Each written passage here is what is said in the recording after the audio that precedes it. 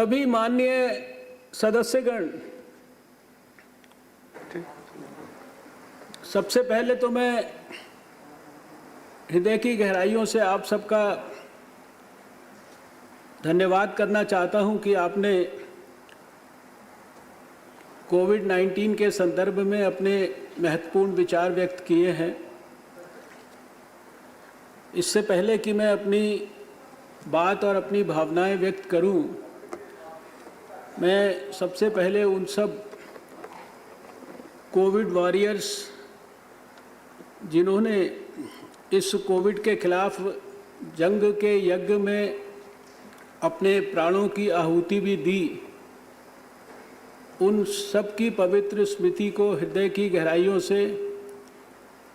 सबकी ओर से नमन करता हूं। और विशेष रूप से मैं प्रणाम करता हूं इन सब कोविड वॉरियर्स की माताओं को, जो कि लगातार पिछले 8 महीने से ये देख रही हैं कि एक के बाद एक बराबर कोविड वॉरियर्स देश में शहीद हो रहे हैं, लेकिन उसके बावजूद भी देश में एक भी ऐसी माता नहीं थी जिसने इन कोविड वॉरियर्स को काम पर जाने से रोका हो। मैं हृदय से उनको नमन करना चाहता हूं। उपसभापति महोदय, पिछले 8 महीने से 8 जनवरी 2020 से हमारी सरकार, व्यक्तिगत तौर पर प्रधानमंत्री नरेंद्र मोदी जी, हम सरकार के बहुत सारे मंत्रालय, हम सब मिलकर इस कोविड के खिलाफ जंग में देश के सभी स्वास्थ्य मंत्री, स्वास्थ्य विभागों के साथ लड़ाई को लड़ रहे हैं। मैं बहुत ईमानदारी और बहुत निष्पक्षता से ये कहना चाहता हूँ कि पूरे 8 महीने के इस कार्यकाल में इस डिबेट को होने से पहले मुझे कभी इस बात का एहसास या अनुभूति नहीं हुई कि प्रधानमंत्री नरेंद्र मोदी जी के नेतृत्व में सारा देश, सारे मुख्यमंत्री, सारे स्वास्थ्य मंत्री, सारे अधिकारी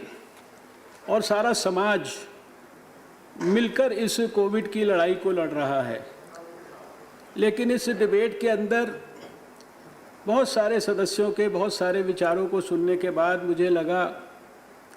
कि शायद ये राज्यसभा या लोकसभा का चैम्बर ही ऐसा है कि इसमें आकर हमारी जो राजनीतिक प्राथमिकताएं हैं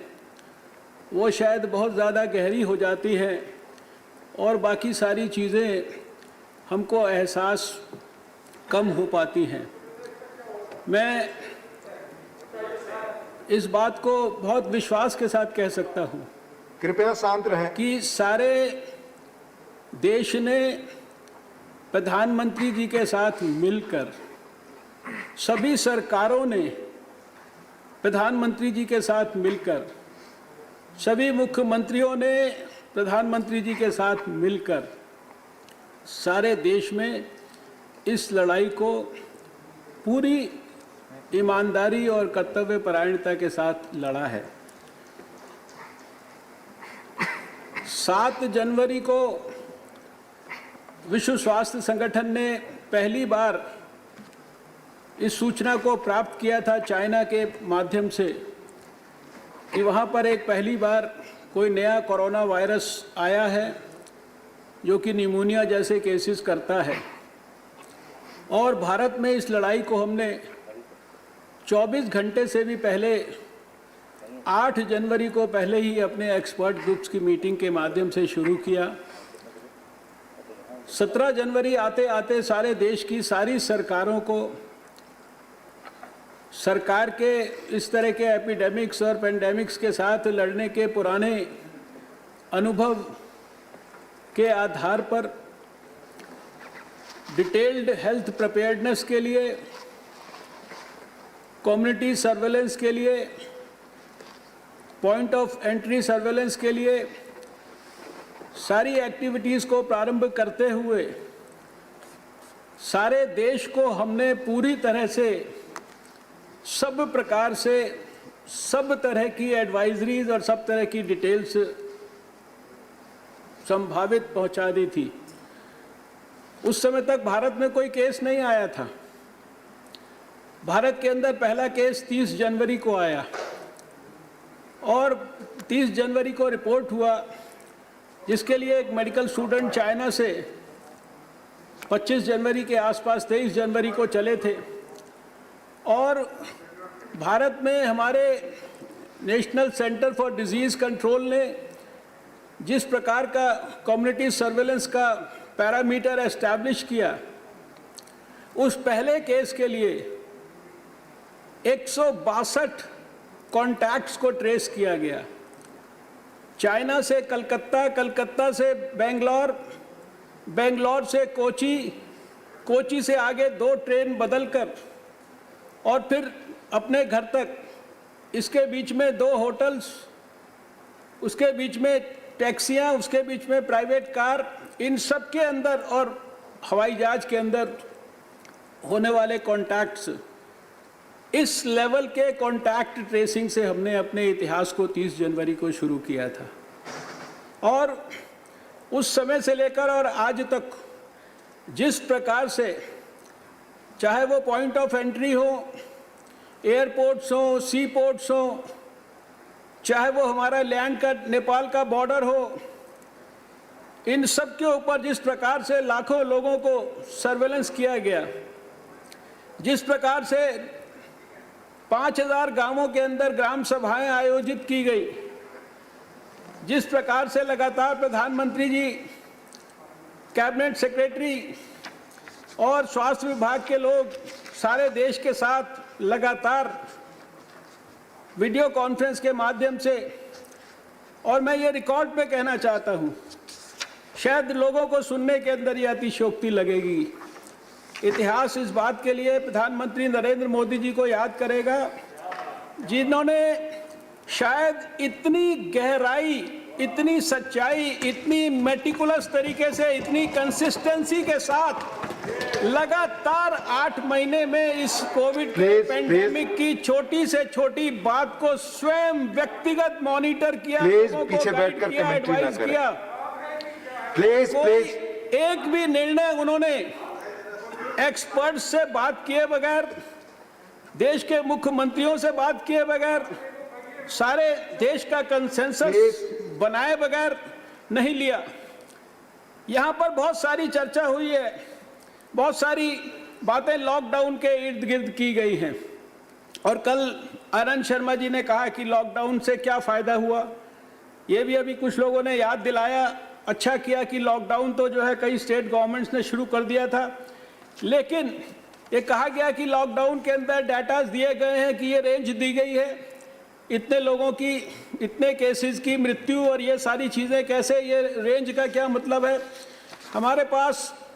5 जो एजेंसी, साइंटिफिक एजेंसीज हैं जिन्होंने अपने अपने स्तर पर इसके बारे में अध्ययन किया, वैज्ञानिक दृष्टि से किया, उन्होंने अलग अलग अपने डाटाज प्रस्तुत किए और उन डाटाज के आधार पर जो है ये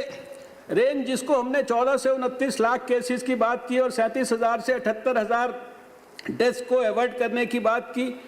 ये Boston consulting group, PHFI, S Ravi, M Kapoor, independent experts और इसी प्रकार से एक ministry of statistics and programme implementation, 5 studies हुई जिनके अलग अलग डाटाज थे। उन डाटाज का हमने बेस बनाकर जो है इसके बारे में जो है किया। इस पूरे लॉकडाउन के पीरियड के अंदर और लॉकडाउन को करने के पहले भी शायद मैं समझता हूँ दुनिया के अंदर कोई ऐसा उदाहरण नहीं होगा, इतना इनोवेटिव तरीका। प्रधानमंत्री जी ने देश के मन को देखा, देश की जो संकल्प को मजबूत करने के लिए, देश को आइडिया देने के लिए उन्होंने कहा नहीं कि लॉकडाउन 2 दिन के बाद होगा, लेकिन देश को 22 तारीख को जनता कर्फ्यू के माध्यम से आगाह किया और देखा कि सारा देश क्या इसके लिए मानसिक तौर पर तैयार है कि वो क्या घरों के अंदर रह सकता है। मैं समझता हूँ कि ये बहुत बड़ा ऐतिहासिक फैसला था और इस ऐतिहासिक फैसले के कारण सारा देश कोविड के खिलाफ जो लड़ाई थी उसको लड़ना एक प्रकार से सीख गया। और फिर लगातार किस तरह से पहले ही दिन से सभी स्टेट गवर्नमेंट्स को सहायता करने की दृष्टि से, जहां एक तरफ प्रधानमंत्री जी ने हेल्थ मिनिस्ट्री के माध्यम से पैसे उपलब्ध कराए और कई हज़ार करोड़ रुपए हमने सारे स्टेट गवर्नमेंट्स को दिया, वहीं दूसरी तरफ होम मिनिस्ट्री ने जो है हमारे जो स्टेट डिज़ास्टर रिलीफ फंड का भी इस्तेमाल करने के लिए 11,000 करोड़ रुपया जो है सारे देश की सरकारों के लिए उपलब्ध कराया। वो समय याद करिए जब इस देश के अंदर हर टेलीविज़न चैनल पर लोग टेस्ट करते थे, पीपीई किट्स की शॉर्टेज की बात करते थे, N95 मास्क की बात करते थे और लोग कहते थे कि इस देश के अंदर ना बेड्स की कैपेसिटी है, ना यहाँ पर वेंटिलेटर्स उपलब्ध हैं, ना यहाँ पर ऑक्सीजन है और इसके कारण जो है पर्याप्त मात्रा में सब कुछ ना होने के कारण लोगों को कितनी तकलीफ होगी। लेकिन इस सारे पीरियड के अंदर इसी देश ने उस स्थिति से अपने आप को उस स्थिति में लाकर दिखाया कि एक लेबॉर्ट्री, ये कहने के लिए सुनने के लिए तो सिंपल सी बात है कि एक लेबॉर्ट्री थी और उससे आज 1700 से ज़्यादा हो गई, लेकिन लॉकडाउन के पीरियड के अंदर ये 1700 की 1700 लेबॉर्ट्रीज को देश के अंदर सारी स्टेट गवर्नमेंट्स के सिस्टम्स के अंदर एस्टैब्लिश करने के लिए सब प्रकार की सुविधा, सब प्रकार के किट्स, सब प्रकार की मशीनें, इसको ICMR ने देश भर में उपलब्ध कराया। आज 3 किलोमीटर के दायरे के अंदर देश में कहीं पर भी चले जाएं और आप सोचिए जब लॉकडाउन का पीरियड था कोई हवाई जहाज नहीं चल रहे थे, कोई सामान को एक स्थान से दूसरे स्थान तक पहुंचाने की सुविधा नहीं थी,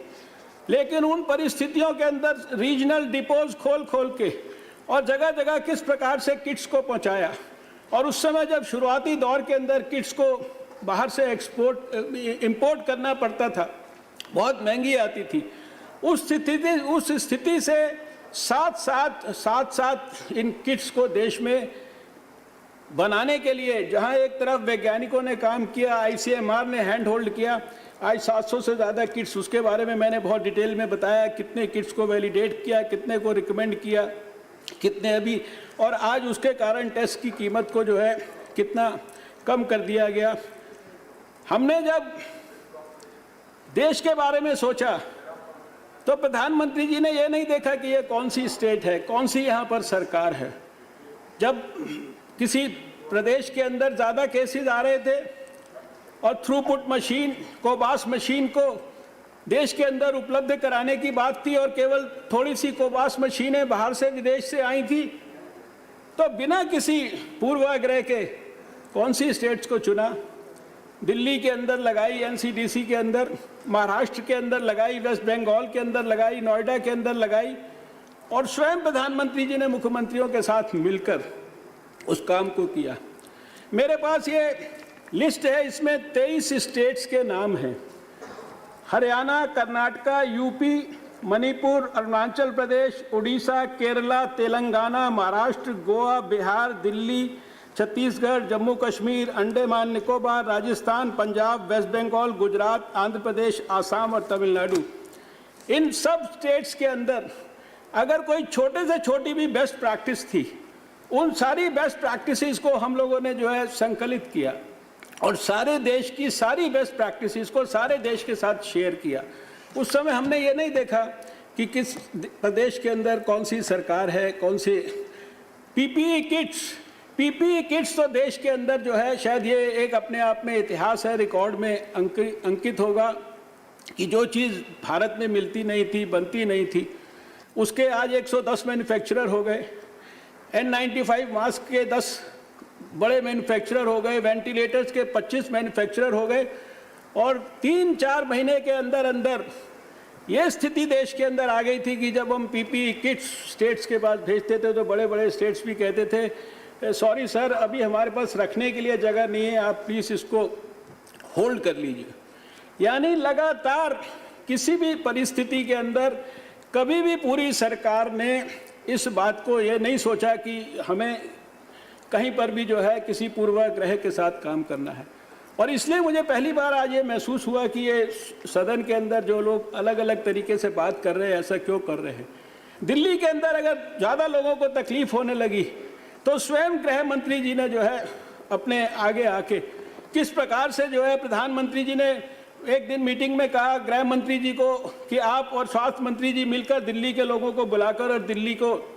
ठीक करने के काम में पूरा सहयोग करिए। कोई राजनीतिक दृष्टि से हमने काम नहीं किया, हमारा वो कर्तव्य था, हमारा वो धर्म था। और जो 5,000 टेस्ट होते थे वो 22,000 तक टेस्ट पहुंच गए। जिन जिन स्टेट्स के अंदर जिस जिस प्रकार की जो किसी भी प्रकार की कमियां किसी के ध्यान में आती थी, आप याद करिए कि जब ये परिस्थिति शुरू हुई थी, कोविड एक नया वायरस था, इस वायरस के बारे में किसी को ज्ञान नहीं था, दुनिया भी अनुभव से सीख रही थी, अमेरिका के जैसे बड़े देश भी सीख रहे थे। ऐसे परिस्थितियों के अंदर हम लोगों ने फरवरी मार्च के महीने में लाखों की तादाद में कैपेसिटी बिल्डिंग की, और वो खाली कैपेसिटी बिल्डिंग अपने डॉक्टर्स की, नर्सिस की नहीं, कितने सारे दूसरे लोग थे, कोई एयरपोर्ट पे काम करने वाले लोग थे, कोई मिलिट्री के लोग थे, कोई जो है बाहर से जिन लोगों को लेके आया गया उनकी रक्षा करने वाले लोग थे। तरह तरह के लोगों की लगातार उस प्रकार से किस तरीके से जो है कैपेसिटी बिल्डिंग की गई। और सारे इस प्रक्रिया के अंदर पूरे 8-9 महीने के कार्यकाल में मैं नहीं समझता कि जो भी लोग कोविड के साथ इस जंग के अंदर लगे हैं वो कोई भी जो है 1 मिनट के लिए भी जो है आराम से बैठे होंगे। और आज अभी यहाँ पर माइग्रेंट वर्कर्स के बारे में भी बहुत चर्चा हुई है। इसमें कोई दो मत नहीं कि माइग्रेंट वर्कर्स को कुछ समय के लिए तकलीफ हुई, लेकिन जिस प्रकार से होम मिनिस्ट्री ने समय समय पर लगातार पहले लॉकडाउन के 4 चरण और बाद में अब अनलॉक के 4 चरण, और इसके बीच में जो लोगों को तकलीफ़ें आ सकती थी उनका एम्प्लॉयमेंट को बचाने के लिए जो एसेंशियल चीज़ें हैं उनकी आवाजाही सब जगह पर किस प्रकार से स्मूथली चल सकती है। क्या आप सोच सकते हैं कि इस कोविड के दौरान भी, कोविड के इतने बड़े खतरे को साथ लेकर जब चल रहे थे लोग, उस परिस्थिति में भी 64 लाख जो है हमारे माइग्रेंट वर्कर्स को ट्रेन्स के माध्यम से, हमारे रेल मंत्रालय ने बसों के माध्यम से जो है अपने अपने स्टेट्स के अंदर भेजा। प्लीज आज कल यहाँ पर बात की थी आनंद शर्मा जी ने, सिर्फ उनको मैं बताना चाहता हूँ, उन्होंने बीसीजी के बारे में, क्योंकि कुछ लोगों का इन चीज़ों के बारे में भी बहुत इंटरेस्ट रहता है, तो इसके बारे में मुझे इतना ही कहना है कि बीसीजी के संदर्भ में 6 clinical trial registry of India में रजिस्टर हुए हैं,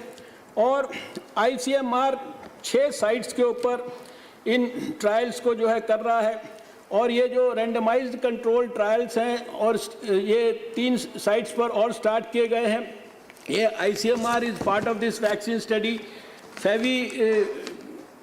के बारे में भी आपने कहा, ये निश्चित रूप से जापान के अंदर और चाइना के अंदर ये नोवल इन्फ्लुएंजा के लिए एक एक्सेप्टेड ड्रग है। इसका अप्रूवल भी जो है डीसीजीआई ने दिया इमरजेंसी यूज़ ऑथराइजेशन के लिए, लेकिन इसके संदर्भ में जो अभी तक की रिपोर्ट्स हैं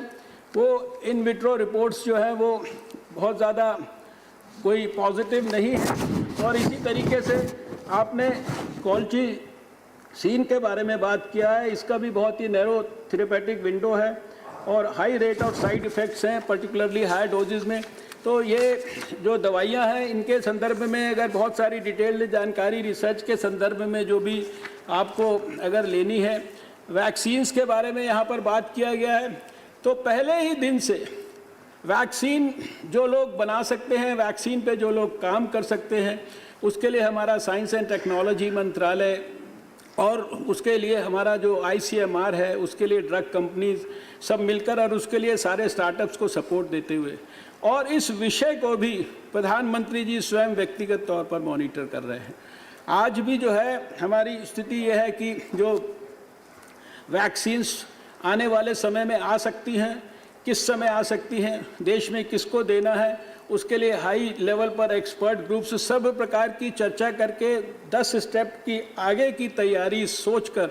हर चीज़ जो है विस्तार के साथ प्लान हो रही है। सारे देश के अंदर करीब जहाँ जहाँ पर भी तकलीफ हुई इस 8 महीने के अंदर, कम से कम 25 स्टेट्स के अंदर जहाँ जहाँ जिस तरह की भी तकलीफ थी उसके हिसाब से जॉइंट सेक्रेटरी इस लेवल के ऑफिसर्स की अध्यक्षता के अंदर हमारी टीम्स ने जाकर पूरे देश की हैंड होल्डिंग की। और शायद कोई ऐसा विषय नहीं है, अभी समय की मर्यादा है, मैं नहीं जानता कि मुझे आप कितनी देर बात करने का मौका देंगे, लेकिन मैं इतना ज़रूर कहना चाहता हूँ कि जितने भी प्रश्न अभी गुलाम नबी आज़ाद साहब ने बहुत सारे सुझाव दिए थे उसके बारे में, ये सारी की सारी जो आने वाले भविष्य के लिए कैपेसिटी बिल्डिंग की बात की गई है। सर, वैक्सीन के संदर्भ में मैंने ये बताया कि वैक्सीन के लिए जैसे दुनिया भर में प्रयास हो रहे हैं वैसे ही उतने ही प्रभावी प्रयास भारत में हो रहे हैं। और भारत में हमारे जो कैंडिडेट वैक्सीन हैं उसमें 3 लगभग ऐसे हैं जो फेज़ 1, फेज़ 2 और फेज़ 3 के अंदर पहुंच गए हैं। प्रधानमंत्री जी के मार्गदर्शन में एक एक्सपर्ट ग्रुप इस सारे विषय को भी बहुत गहराई से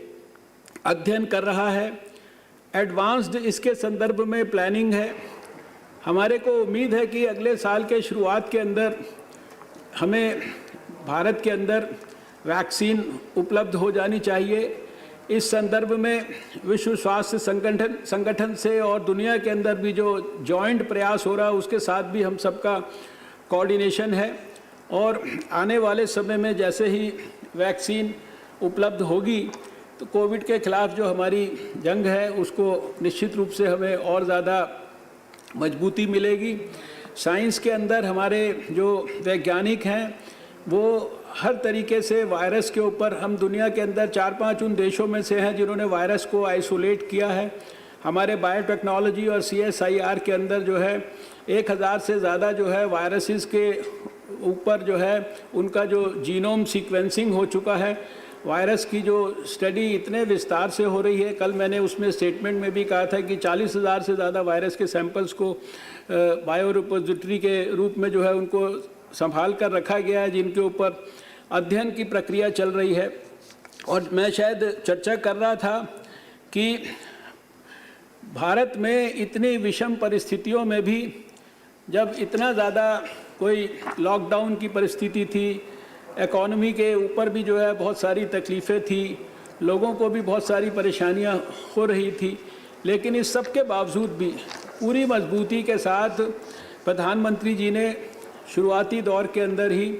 स्वास्थ्य के लिए भी 15,000 करोड़ का पैकेज, फिर गरीबों के कल्याण के लिए 1,70,000 करोड़ का पैकेज, और उसके बाद फिर आत्मनिर्भर भारत के लिए भी 20 लाख करोड़ का पैकेज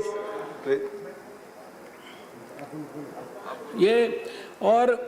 इसी के संदर्भ में मैं योजनाओं की जिक्र कर रहा था कि प्रधानमंत्री गरीब कल्याण अन्न योजना में 80 करोड़ लोगों को जो बेनिफिट दिया गया 46,000 करोड़ रुपए का। प्रधानमंत्री गरीब कल्याण अन्न योजना में करीब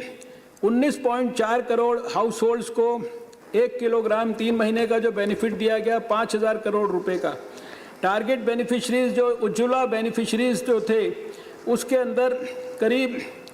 8,80,246 करोड़ ये फ्री गैस सिलेंडर्स जो दिए गए, इस पे 13,500 करोड़ रुपए खर्चा किया गया। इसी तरह सीनियर सिटीजन्स, एजिड विडोज़ और दिव्यांग लोगों को जो टारगेट बेनिफिशरीज इसके थे 2.98 करोड़, इनको करीब 3,000 करोड़ रुपए के बेनिफिट्स दिए गए। फार्मर्स को जिसके टारगेट बेनिफिशरीज 8 करोड़ हैं उनको 16,000 करोड़ रुपए का बेनिफिट दिया गया। और जो वुमेन PMJDY अकाउंट होल्डर्स थी जिनके खाते में 500 रुपये डाला गया लगातार 3 महीने तक, इस ऐसे भी 20 करोड़ से ज़्यादा बेनिफिशरीज को 31,000 करोड़ रुपए का लाभ दिया गया। ये EPF कंट्रीब्यूशन जो 24% of monthly salary for workers earning less than 15,000 per month को भी 3 महीने तक, इसके भी 78 लाख से ज़्यादा बेनिफिशरीज थे, 4,860 करोड़ रुपया दिया गया। ऑर्गेनाइज्ड सेक्टर के अंदर विड्रॉल फ्रॉम ईपीएफ, इसके टारगेट बेनिफिशरीज भी 5 करोड़ थे, इसको भी 5,000 करोड़ रुपए का इन सबको मिलकर बेनिफिट दिया गया। और जो हेल्थ वर्कर्स के लिए जो इंश्योरेंस स्कीम बनाई, जिसके लिए बहुत सारे लोगों ने कहा कि उनकी स्टेट्स में ऐसा हुआ, ये इंश्योरेंस स्कीम को भारत सरकार ने बनाया। भारत सरकार ने सारे देश के जो वर्कर्स के लिए जो है उसके लिए पैसा उपलब्ध कराया, लगभग 200 करोड़ रुपया। और इसी तरह से मनरेगा में वेज इंक्रीज जो किया गया 20 रुपये, उसके भी 13 करोड़ से ज़्यादा जो है बेनिफिशरीज थे। इन सब चीज़ों का उल्लेख कोई हम अपना डिटेल में इसका कोई सरकार ने क्या किया वो हमारा कर्तव्य था, लेकिन इस बात को मैं एम्फेसाइज करना चाहता हूँ कि इतनी विषम परिस्थितियों में भी 8 महीने में लगातार किसी समय पर भी देश के एक भी व्यक्ति को किस प्रकार का दुख हो सकता है, दुख हो रहा है, किस प्रकार की उसको सहायता की ज़रूरत है, उस सारी सहायता को करने के लिए सब प्रकार की विषम से विषम परिस्थिति में भी प्रधानमंत्री जी ने स्कीम भी बनाई, स्कीम को इम्प्लीमेंट भी कराया। और हम लोगों ने सारे देश की सारी सरकारों को लगातार खाली पैसा देकर ही जो है संतुष्टि नहीं प्राप्त की, लगातार दिन रात, लगातार 8 महीने देश के स्वास्थ्य मंत्री जानते हैं, उनके साथ चाहे वीडियो कॉन्फ्रेंसिंग हो, चाहे उनसे टेलीफोन पे बात हो, आए दिन हम लोग यही करते रहे। सारे देश भर की मॉनिटरिंग हर तरीके से भारत सरकार ने की और उसी का आज ये परिणाम है कि सारे देश में पूरी दुनिया के मुकाबले हमारे केसेस पर मिलियन की बात आती है, केसेस डेथ्स पर मिलियन की बात आती है, वो हम अमेरिका से कंपेयर करें, वो हम ब्राज़ील से कंपेयर करें, वो हम किसी से भी कंपेयर करें, हमारे यूएस और ब्राज़ील के मुकाबले जो केसेस हैं यूएस और ब्राज़ील के वो 5 से 6 टाइम जो है हमसे हैं। और इसी तरह से ब्राज़ील और स्पेन की डेथ्स 11 टाइम ज़्यादा हैं। और भी भारत में रिकवरी रेट आप जानते हैं कि हमारा 78-79% के करीब हो गया है और हमारा मोर्टालिटी रेट दुनिया में सबसे कम है 1.64%। लगातार हम पहले दिन से प्रयास कर रहे हैं कि अर्लीस्ट हम डायग्नोसिस करें, अर्लीस्ट हम ढूंढें पेशेंट को और उसको तुरंत टेस्ट करें, टेस्ट करने के बाद आइसोलेट करें। आइसोलेट करने के लिए चाहे उसका घर हो, चाहे उसके लिए कोविड केयर सेंटर हो, चाहे उसके लिए कोविड का हेल्थ फैसिलिटी हो, हॉस्पिटल हो, और कोशिश किया जाए कि किसी भी कीमत पर उसको मृत्यु का शिकार ना होने दिया जाए। और इसी के कारण हम देख रहे हैं कि हमारी दुनिया में सबसे कम मोर्टालिटी रेट है और अभी हमारा लक्ष्य है कि हम इस मोर्टालिटी रेट को 1% से भी जो है